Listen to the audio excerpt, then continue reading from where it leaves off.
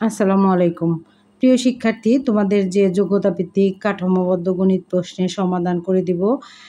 তো এর আগের ভিডিওতে আমি 524 পৃষ্ঠার 3 নং গণিত করে দিয়েছি। আজকে আমি দেখো 4 নং করে দিব। তো তোমাদের এখানে কিন্তু তোমাদের এক্সামের মধ্যে কয়টা আছে 1, 2, 3, 4, 5, 6, 7, 8, 9, 10, 11টি যোগ্যতা ভিত্তিক প্রশ্ন আছে, সেগুলোর সমাধান আমি পর্যায়ক্রমে করে দিব। তো দেখো আজকে আমি করছি হচ্ছে তোমাদের 4 নংটা আগে দেখো। জিনিয়ার বাবা, দেখো প্রশ্নটা হচ্ছে জিনিয়ার বাবা বাজারে গিয়ে 5 কিলোগ্রাম চাল ও 2 কিলোগ্রাম 750 গ্রাম মাছ কিনলেন। ক নম্বরে হচ্ছে গ্রাম কিসের একক? গ্রাম কিসের একক? তো দেখো আমরা এখানে কিভাবে করব। আমি এখানে 4 নং আছে, এই জন্য আমি 4 নং লিখছি। তোমাদের এক্সামের মধ্যে যত নং থাকবে তত নং তোমরা দিবে। তো এখানে আমি 4 নং প্রশ্নের উত্তর লিখে নিলাম। তো দেখো আমি কিন্তু অনেক তাড়াতাড়ি লিখছি, আর আমার হাতের লেখা অত সুন্দর না, তোমরা ভালো করে বুঝে নিবে। তো এখানে আমি লিখব ক। এখানে সমাধান লিখে আমি ক লিখে নিব। দেখো এখন ক, তাহলে গ্রাম কিসের একক?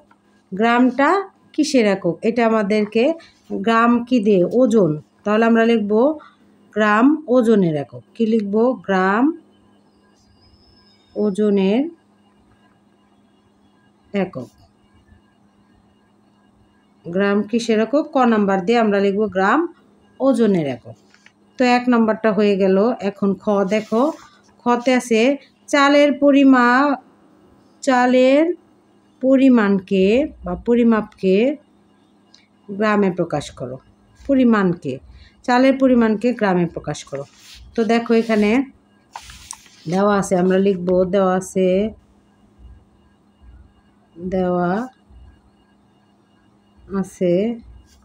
চাল কিনলেন। তাহলে চাল কিনলেন লিখবো আমরা। দেওয়া আছে চাল কিনলেন,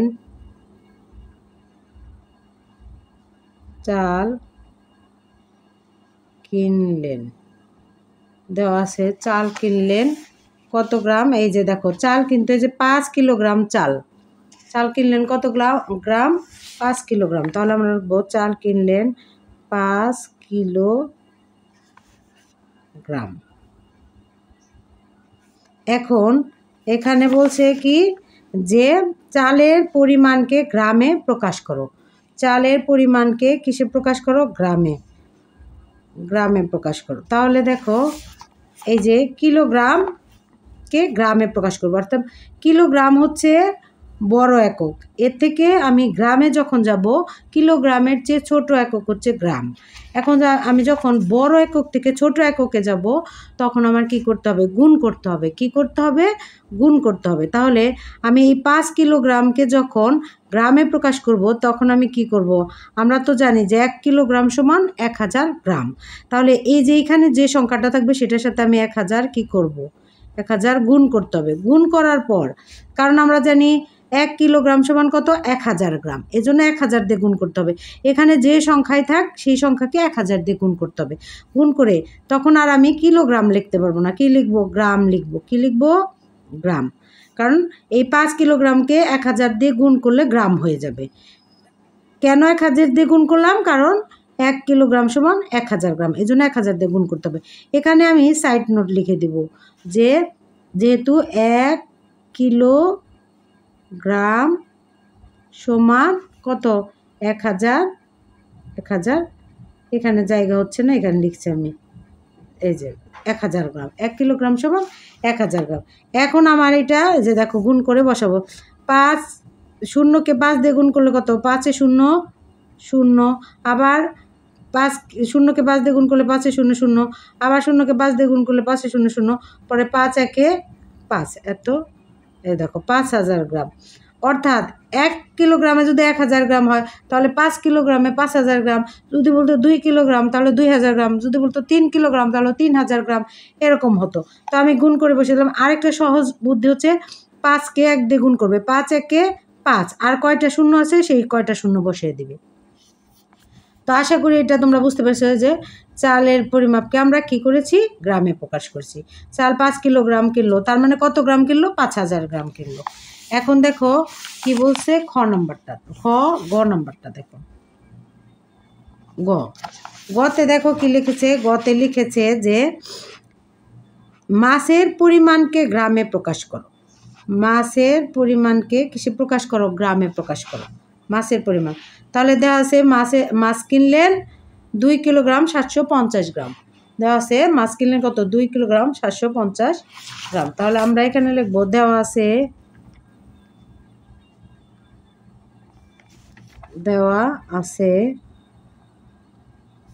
মাছ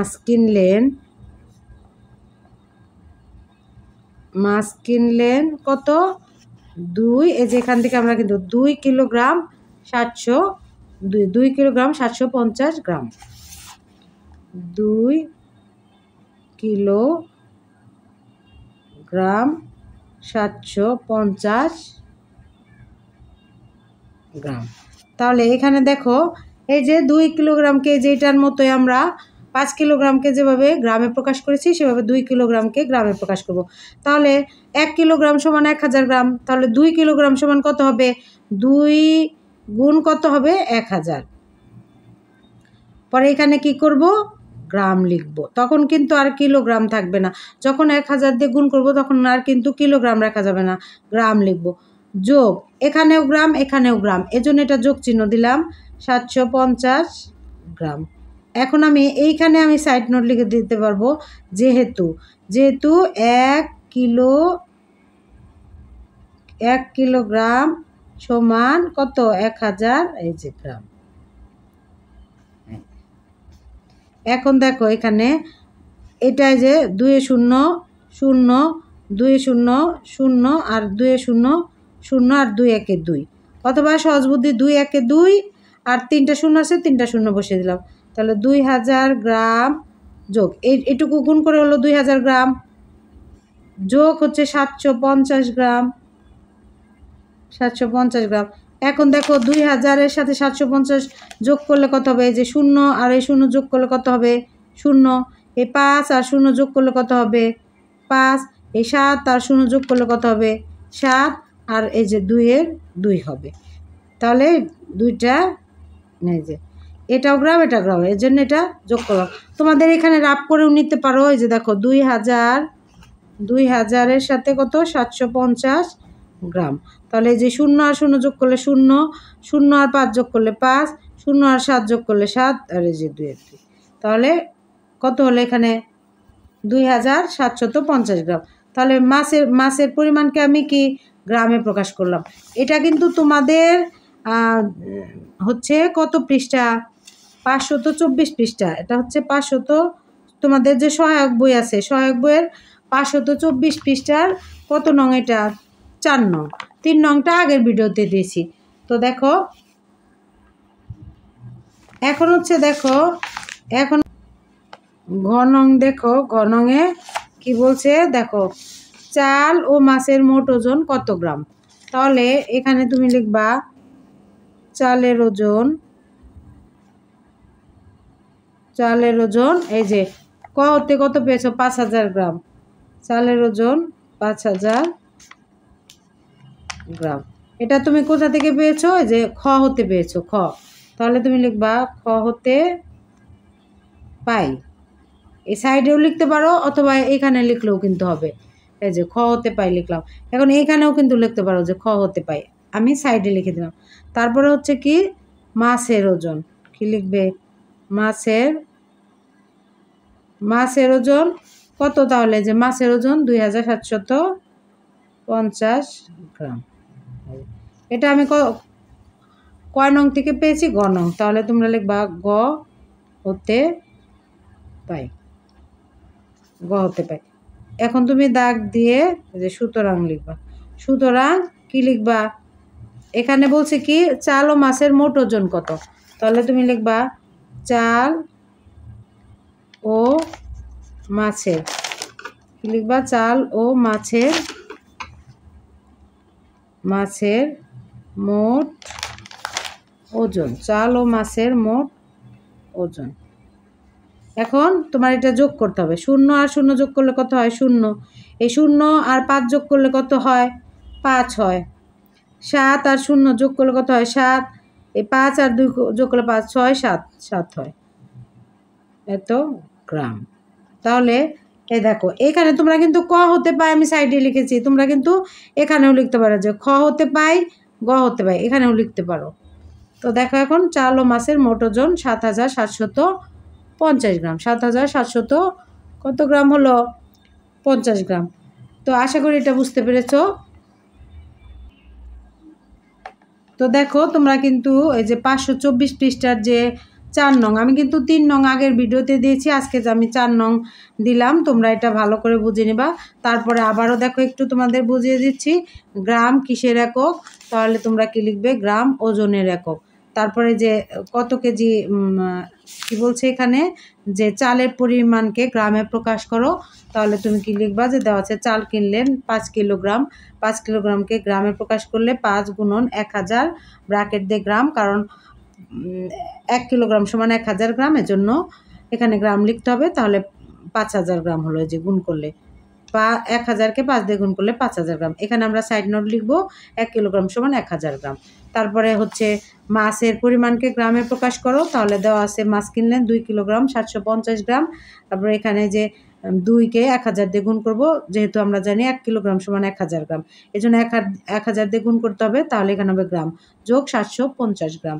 এখানে আমরা সাইড নোট লিখবো, যেহেতু 1 কিলোগ্রাম সমান 1000 গ্রাম সমান এই যে 1000কে 2 দিয়ে গুণ করলে 2000 যোগ 700, এই যে 750 আছে 750 গ্রাম লিখবো।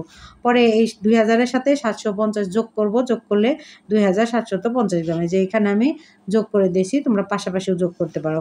তারপরে বলেছে যে চাল ও মাছের মোট ওজন কত গ্রাম, তাহলে এটাও দেখো, তাহলে চালের ওজন 5000 গ্রাম, এটা আমরা কোথা থেকে পেলাম, এই যে গ্রাম, এটা কিন্তু কিলোগ্রামকে গ্রামে প্রকাশ করেছি, এটা আমরা পেয়েছি হচ্ছে খ থেকে। তো খ থেকে পাই লিখলাম আমরা, খতে পাই। তারপর হচ্ছে মাছের ওজন, এই যে গ হতে পাই, এই গ হতে পাই মাছের ওজন কত 2750 গ্রাম। তা চাল ও মাছের মোট ওজন, তাহলে এই যেটা আমি যোগ করলাম, এই যে দেখো এটা তো যোগ বুঝোই, 0 আর 0 যোগ করলে 0, আর এই 0-এর সাথে যে সংখ্যা যোগ করবে সেই সংখ্যাই হবে। তাহলে 5 আর 0 যোগ করলে 5, আর 0 আর 7 যোগ করলে 7, আর 5 আর 2 যোগ করলে 7, 7750 গ্রাম। তো আসলে আমি গণিতে সবগুলো যোগ্যতা ভিত্তিক প্রশ্নের সমাধান করে দিব।